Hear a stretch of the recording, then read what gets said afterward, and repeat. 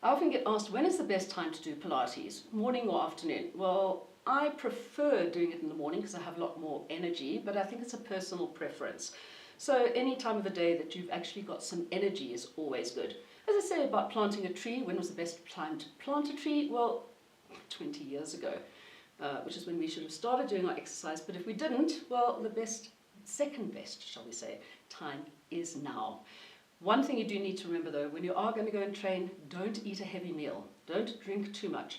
Otherwise you're going to feel, oh, that core work is going to make you feel really awful. But just get to it. Get out there, get down on your mat, do the exercise. The best time is now. Thank you for giving me a minute. And if you liked it, well, please do hit like and subscribe. And don't feel shy. Comment. Let us know what you'd like to see, how we can help you. And don't forget that soon, if you do like it enough, I'll be asking you to give me 15 minutes. We'll see you there.